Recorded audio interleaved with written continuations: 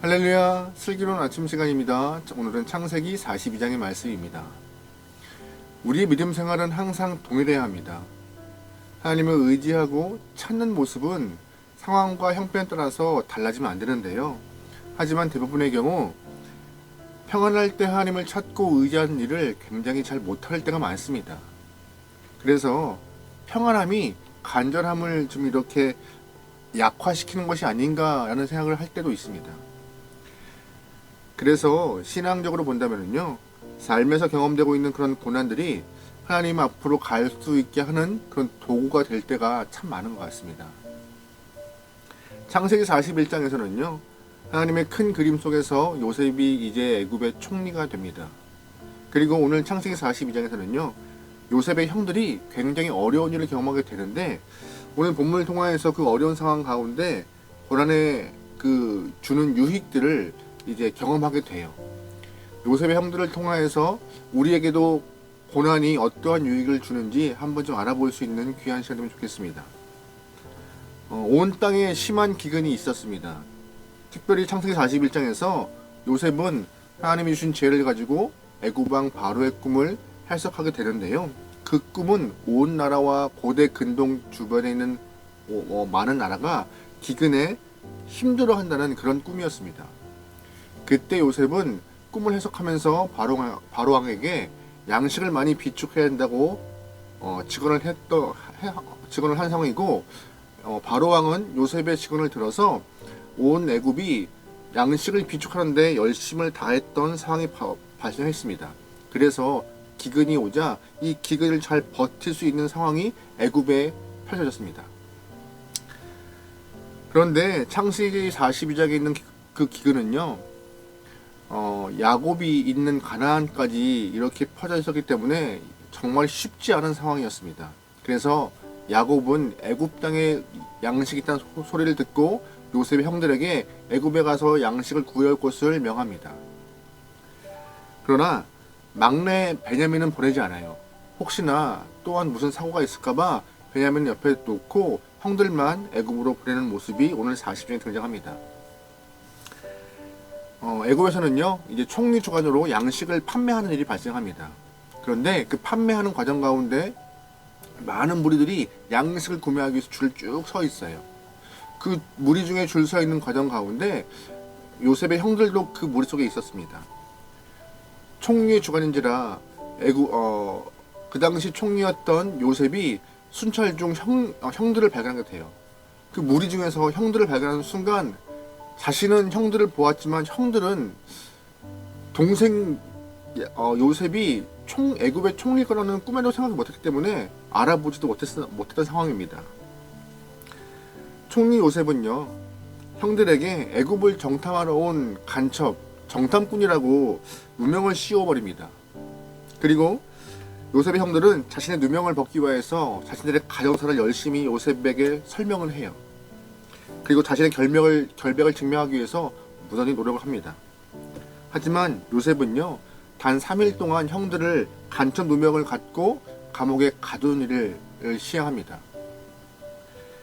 형들은 단순히 곡식을 구하러 애굽에 왔던 것인데 먼 2억 마리 타국에서 감옥에 갇히는 상황이 돼버리는 그런 일을 경험하게 되었고, 단 3일이지만 요셉의 형들은 그 감옥 안에서 수많은 것들을 떠올리며 생각을 했던 시간이 발생하였습니다.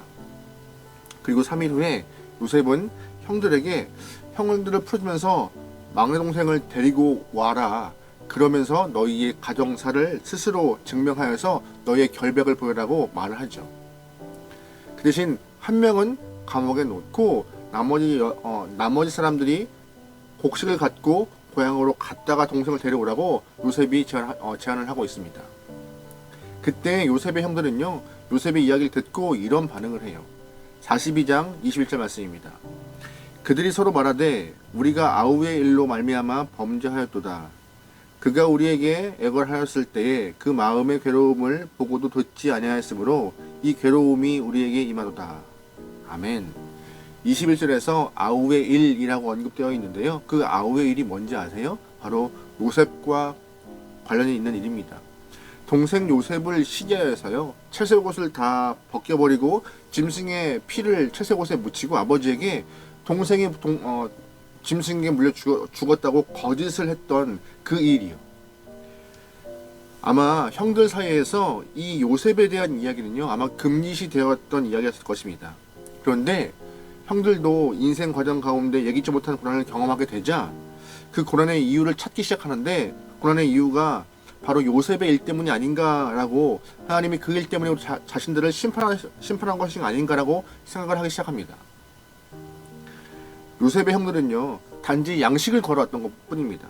그런데 감옥에 갇히는 어려움을 경험하게 되었던 것이고, 그 어려움 때문에, 고난 때문에 바로 과거에 요셉에게 했던 일들, 자신의 죄를 떠올리면서 스스로를 이렇게 좀 스스로의 삶을 반성하는 그런 계기가 되었던 것이죠.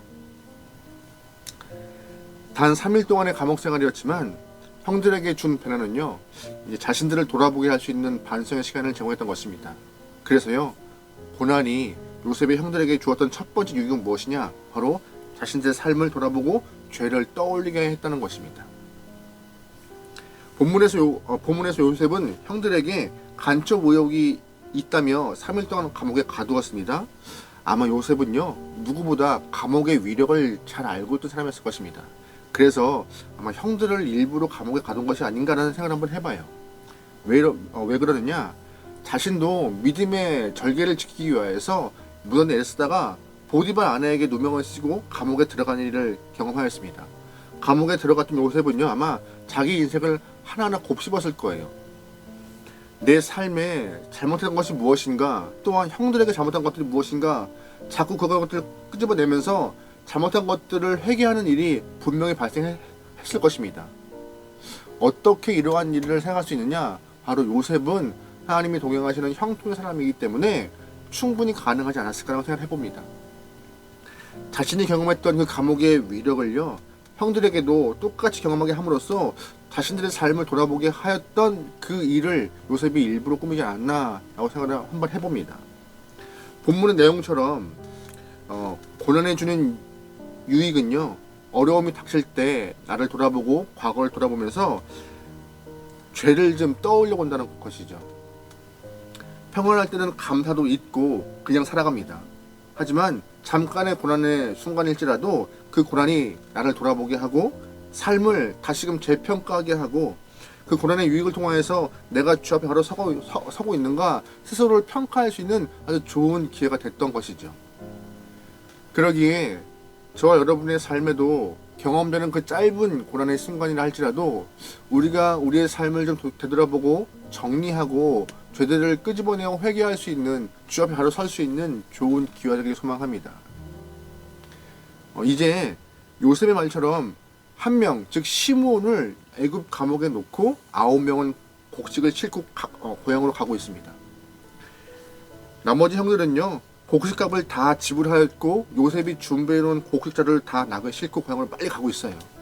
빨리 가서 베냐민을 데리고 와야지 시므온을 구출하니까요. 그런데 어느 정도 가다 보니 해도 저물고 나귀도 지쳐있는 상황인지라 여관에 들어가서 하루를 유숙하려 했던 것 같습니다.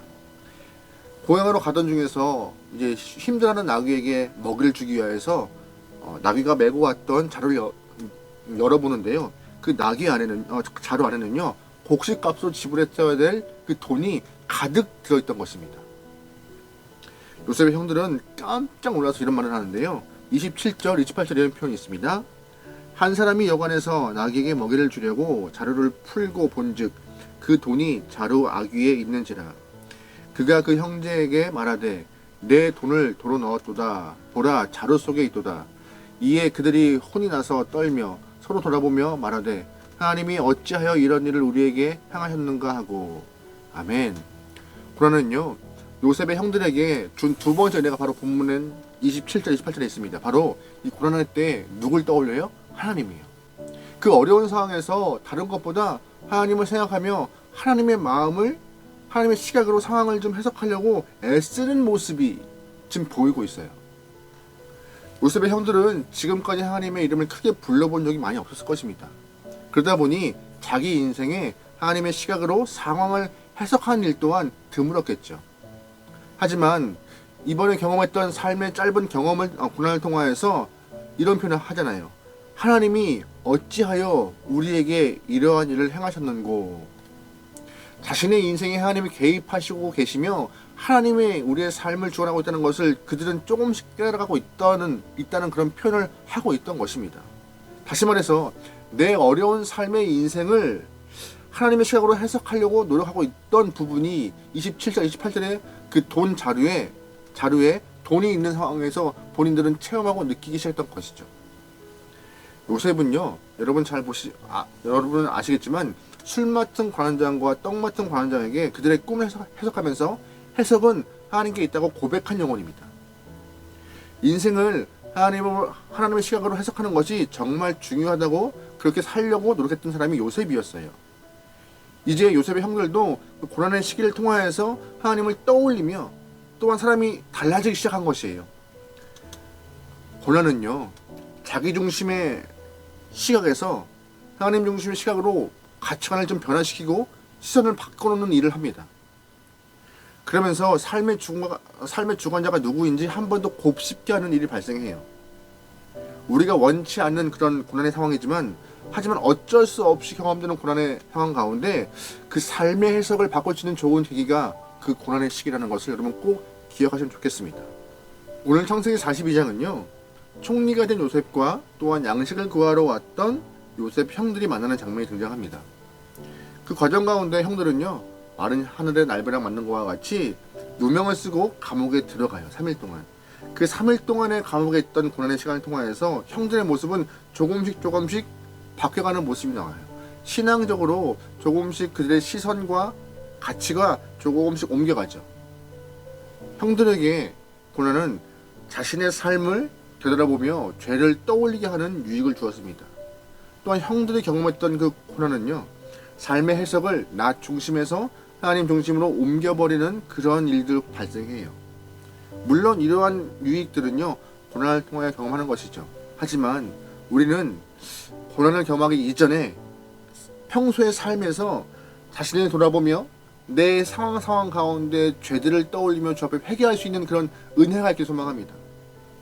또한 고난을 경험하기 전에 나 중심에서 하나님 중심으로 삶의 가치를 조금씩 바꿔가는 그런 변화가 있길 소망합니다. 꼭 고난의 유익을 고난의 때에 경험하는 것이 아니라 평상시에도 그 유익을 우리가 좀 누릴 수 있는 신앙의 변화가 있기를 소망합니다. 오늘 아침 이 시간 우리 어제 일을 좀 돌아보면서 잘한 거, 잘못한 거 분리하고, 잘못한 것들은 주 앞에 회개하고, 잘한 것들은 오늘 또한 연장하여서 아름다운 삶을 좀 연장하면 좋을 것 같습니다.